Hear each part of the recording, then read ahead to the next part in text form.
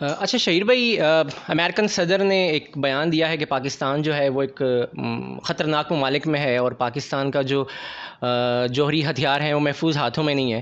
آپ اس پہ کیا کمنٹ کریں گے؟ جب غلاموں کی حکومت ہوتی ہے نا تو اس طرح کے بیانات ان غلاموں کا آقا دے دیتا ہے، اور اسے پتہ ہوتا ہے کہ انہوں نے ہمیں یہی کہنا ہے پہلے کی طرح کہ ڈرون اٹیک تسی کیتی آؤ، اسی مذمتی بیان دیتے رہوں گے تو قوم نے چونا لائی رکھا گے. پہلے بھی یہی ہوا کہ آپ ڈرون اٹیک کرتے نہیں، کوئی مسئلہ نہیں ہے، ہم مذمت کرتے رہیں گے، عوام کو ہم راضی رکھیں گے اور کہیں گے یار دیکھو امریکہ حدود سے تجاوز کر رہا ہے، ہم کیا کر سکتے ہیں. اپنی حکومت بچانے کے لیے قوم کا سودا کیا جاتا ہے. آج میں اسی امریکہ سے پوچھتا ہوں کہ بھائی جان آپ ہوتے کون ہیں یہ پوچھنے والے کہ جناب ایٹمی اثاثہ جات ہمارے محفوظ ہیں یا نہیں ہیں، یا وہ ٹھیک ہیں یا نہیں ہیں؟ کون سا ملک یہ سوال کر رہا ہے بھائی؟ وہ امریکہ جس نے ہیروشیما اور ناگاساکی میں خود اٹیکس کیے، پورے شہر تباہ ہو گئے. 60-70 سال گزرنے کے بعد آج بھی جب بچہ وہاں پر پیدا ہوتا ہے کسی کا بازو نہیں ہوتا، وہ ریز آج تک ہے، کسی کا پاؤں نہیں ہوتا، کسی کی آنکھ نہیں ہوتی، کوئی سن نہیں سکتا، کوئی سونگ نہیں سکتا. اور آج بھی جب وہاں سیلاب یا زلزلہ آتا ہے نا تو دوسرے شہروں سے، دوسرے ملکوں سے ریسکیو ٹیمیں وہاں پر نہیں جاتی کہ وہاں پر جو ویوز ہیں وہ ان کو ہارم کریں گی. یہ ہمیں کہہ رہے ہیں کہ ایٹمی اثاثوں پہ قابو رکھیں. یہ ہمیں کہہ رہے ہیں کہ جناب آپ کے نیوکلیئر ایسٹس درست نہیں ہیں. جنہوں نے مدر آف آل بامز گرائے افغانستان پہ اور کئی کلومیٹر سکوئر تک سارے کے سارے علاقے تباہ ہو گئے، اور اس کے بعد جنہوں نے عراق میں بہنوں کو اور بھائیوں کو برہنہ کر کے ایک دوسرے کے سامنے سٹ سٹینڈ کرا کے ان کی ویڈیوز وائرل کروائیں پوری دنیا میں، اور اس کے باہر لکھا ہوتا تھا حج عمرہ کرنے کا طریقہ.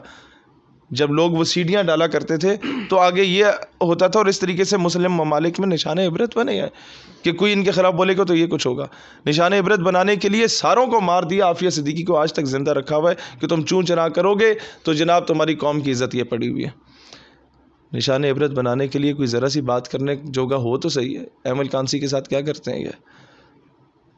آپ یہ دیکھیں، ہمیں وہ امن کا درس دے رہا ہے جس نے سیریا میں بچوں پہ تیزاب پھینکا، جس نے لیبنان میں دھماکے کیے، جس نے لیبیا میں رجیم چینج کی کیونکہ وہ اس کی غلامی نہیں کرتے تھے، جس نے عراق میں رجیم چینج کی کیونکہ وہ اس کی غلامی نہیں کرتے تھے، جو ابھی ایران میں رجیم چینج کرنے کی بات کر رہے ہیں کیونکہ وہ اس کی غلامی کو تیار نہیں ہے، جس نے افغانستان میں رجیم چینج کی بات کی کیونکہ وہ اس کی غلامی کو تیار نہیں ہے.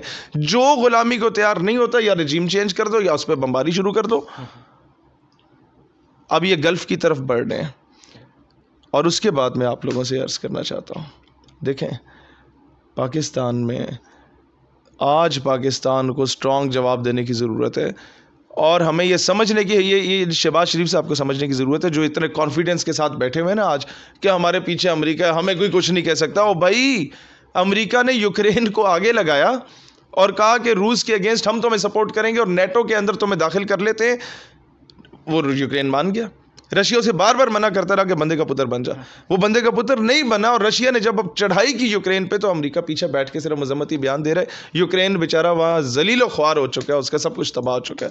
وہاں بچے محفوظ نہیں ہیں، وہاں بلڈنگز محفوظ نہیں ہیں، کچھ بھی محفوظ نہیں ہے، اور امریکہ صرف بیان بازی کی حد تک. اور وہ لوگ ہمیں امن کا درس دے رہے ہیں جو پہلے افریقہ میں، آج بھی آپ چلے جائیں جہاں U N peacekeeping forces گئی ہوئی ہیں، وہاں پر پہلے یہ دو گروہوں کو ہتھیار دیتے ہیں امریکنز، انہیں آپس میں لڑواتے ہیں. جہاں یہ پتہ کہ یہاں زمین کے اندر سے تیل نکلنا ہے، گیس کے ذخائر نکلنے ہیں، گولڈ کے ذخائر نکلنے ہیں، ہیرے جواہرات نکلنے ہیں، وہاں دو گروہوں کو لڑاتے ہیں.